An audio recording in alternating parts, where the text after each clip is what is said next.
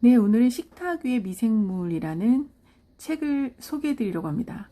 캐서린 하먼 커리지 지음. 여러분 요즘 마이크로바이옴이라는 말 많이 들어보셨죠? 보통 마이크로바이옴이라고 하면요, 미생물 군집을 의미하기도 하고요. 그리고 미생물 군집을 구성하는 유전자 모음을 가리키기도 합니다. 사람이 가지고 있는 유전자 모음을 우리는 인간 게놈이라고 합니다. 예, 인간 제놈이라고도 하고 게놈이라고도 하는데 그 유전자들이 우리 몸속에 어마어마하게 많죠. 사람의 세포수를 보통 100조 개라고 하는데요. 우리 몸속에 들어있는 미생물들의 수도 100조 개가 넘는다고 해요. 그렇다고 하면 그 미생물들이 가지고 있는 유전자도 어마어마하겠죠. 그런데 유전자가 하는 일이 뭐냐면요, 보통 단백질을 만드는 설계도를 가지고 있어요. 그래서 유전자가 다양하다는 얘기는 다양한 단백질을 만들어낼 수 있다라는 뜻이기도 합니다. 그래서 미생물들이 우리 몸 안에서 우리가 분해하지 못하는 것들까지도 분해시켜 줄 수 있는, 그래서 어떤 다양한 유익한 작용들을 해줄 수 있다는 거예요. 그런데 우리 몸 환경이 이런 미생물들이 잘 살 수 있는 환경이어야지 좋은 미생물들이 우리 몸 안에서 아주 좋은 물질들을 만들기도 하고 또 나쁜 물질들을 분해시켜주기도 한다는 거죠. 인간은 미생물에게 영양분과 거처를 제공해주고, 또 미생물은 병원균으로부터 우리를 보호해주고, 또 열량과 비타민을 추가로 공급해주고, 그래서 면역체계가 순조롭게 돌아갈 수 있도록 조율해주고, 어쩌면 감정까지도 조절해 주었을 것이다, 이렇게 나오고 있습니다. 미생물과 인간의 관계는 서로에게 생존을 위한 상호작용이었다라고 이야기를 하고 있어요.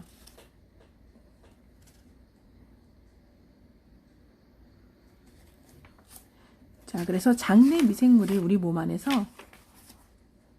어떤 역할을 하는지 굉장히 많은 이야기가 이 안에 나와 있는데 제가 감명 깊게 봤던 부분은 이 부분인 것 같아요. 이롭든 해롭든 미생물들이 우리 몸 안에서 계속 머무르지는 않는다고 해요. 마치 공원을 지나가는 개미 한 마리가 있다고 생각해 보세요.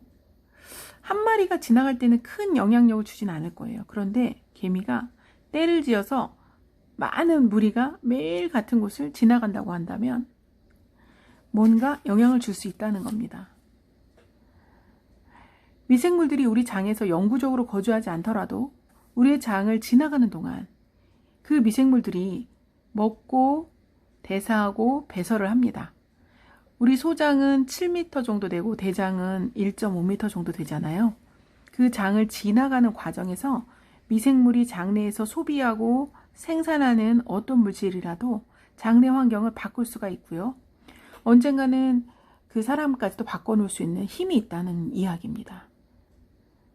심지어 과학자들은 미생물의 존재 자체만으로도 인간의 면역체계에 영향을 미칠 수 있다고 추측하기 시작했죠. 미생물이 어떤 미생물이 내 장을 지나다니느냐, 그래서 그 미생물이 지나가는 동안에 어떤 물질을 만들어내고 어떤 물질을 분해시켜 주느냐, 그것에 따라서 우리 장 환경이 달라질 수 있다는 이야기입니다. 특히 우리 장은요, 사실 장벽도 단백질이거든요. 장에서 물과 양분을 흡수하고 면역체계를 모니터링 하는데 핵심적인 역할을 하고 있는 것이 우리 장인데요. 장이 면역의 85%를 차지하고 있다고 하잖아요. 그래서 이 장벽이 온전하게 유지되는 것이 상당히 중요합니다. 그래서 인체는 결장이라고 하면은 항문 바로 앞인데, 그 내용물과 혈류 사이의 안전거리를 확보하기 위해서 장의 벽 내부에 점액질층으로 보호막을 치게 되어 있어요. 사실 위에도 점액질이 있고, 그죠? 장에도 점액질이 있는데 이 점액질층은 장 내 미생물에게 추가 식사를 제공하는 역할도 수행을 합니다. 복합 탄수화물로 이루어진 점액질층은 원래는 우리 장 내에 살고 있는 미생물들은 주로 식이섬유를 먹고 살잖아요. 우리가 먹은 포도당 같은 경우에는 위와 장을 지나다 보면 소장에서 다 흡수가 돼요. 그죠? 그러면 대장까지 포도당이 남아있지 않거든요. 하지만 인간은 식이섬유를 소화할 수 있는 효소가 없습니다.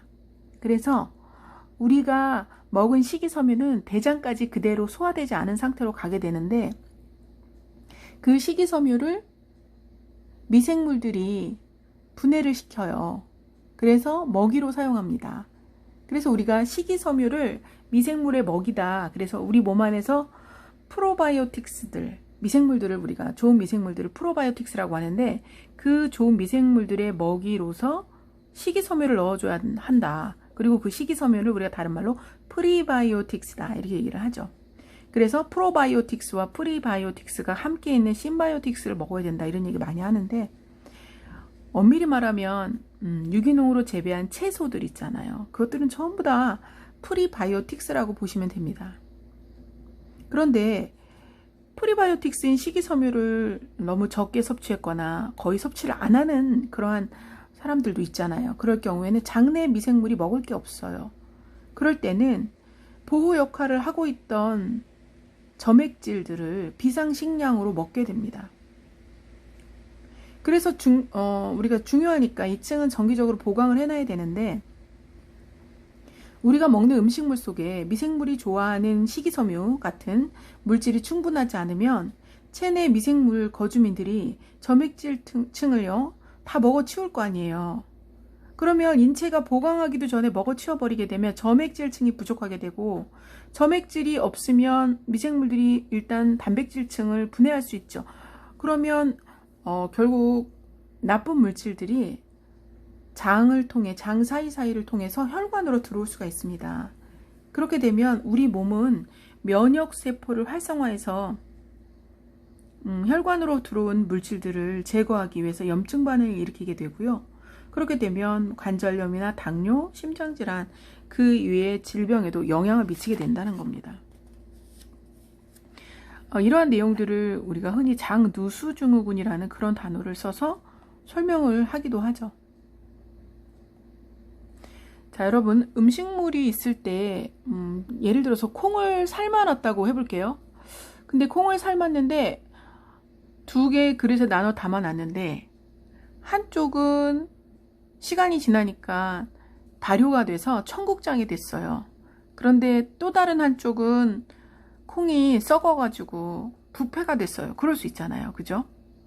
이게 무슨 차이일까요? 같은 콩인데 지금 같은 콩이지만 환경에 따라서 또 여기에 들어있는 균의 종류에 따라서 한쪽은 부패가 됐어요. 썩었다는 거죠.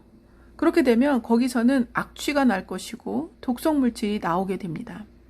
하지만 발효가 된 청국장은 좋은 성분들을 만들어내게 되죠.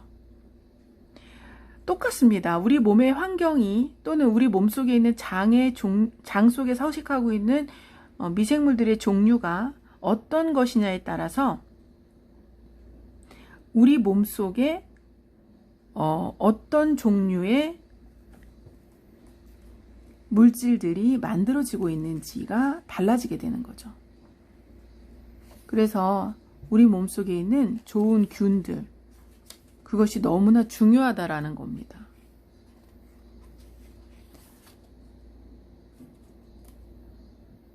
나쁜 균들이 들어있게 되면 우리 장을 환경을 안 좋게 만들겠죠? 그렇게 되면은 장 누수가 일어나기도 하고 염증 반응이 유발되기도 한다는 내용입니다.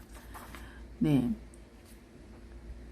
그리고 우리 몸 안에 얼마나 다양한 미생물들을 가지고 있는지 그것이 굉장히 중요합니다.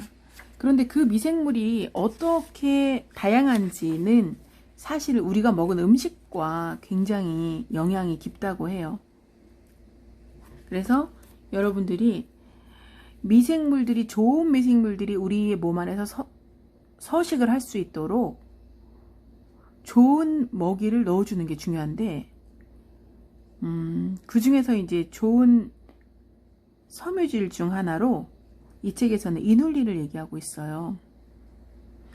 이눌린이라는 것은요, 프리바이오틱스 섬유질의 일종인데 항염증성 물질을 생성하는 미생물들에게 좋은 식량이 된다고 해요.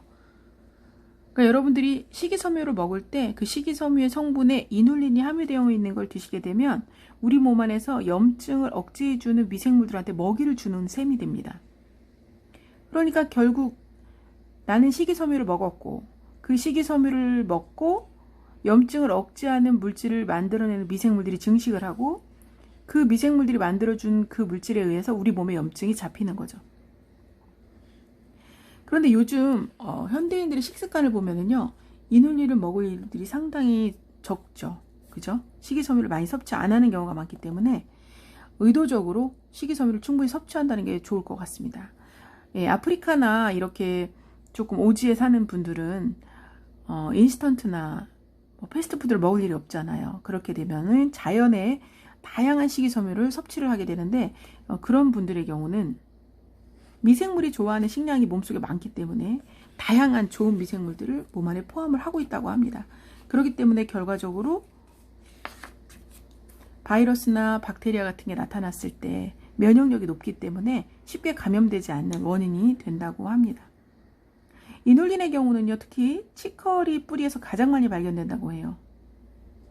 네, 저도 치커리 뿌리에서 추출한 이눌린으로 된 식이섬유를 먹고 있는데 그것이 이렇게 중요한 역할을 하고 있는지 이 책을 통해서 다시 한번 보게 됐고요. 이눌린을 충분히 섭취를 하면 하루에 10g씩 한 달간 섭취를 하면요, 해외여행을 갔을 때 음식이나 물이 맞지 않아 설사병에 걸리는 일이 줄어든다는 연구 결과도 있고요. 청소년들에게 섭취를 시켰을 때 칼슘 흡수량이 증가되는 것도 볼 수 있었다고 합니다. 그리고 이눌린처럼 또 프락토 올리고당도 좋은 이런 박테리아, 좋은 미생물의 성장을 자극하는데 프락토 올리고당과 이눌린 보충제를 식단에 추가한 경우에 염증 지표가 감소하고 염증성 장질환 환자들의 증상이 완화됐다. 심지어 체중 감량에 도움이 됐다. 이런 연구 결과도 있다고 합니다. 또 과민성 대장 증후군을 완화시켰다는 결과도 보고됐다고 하네요.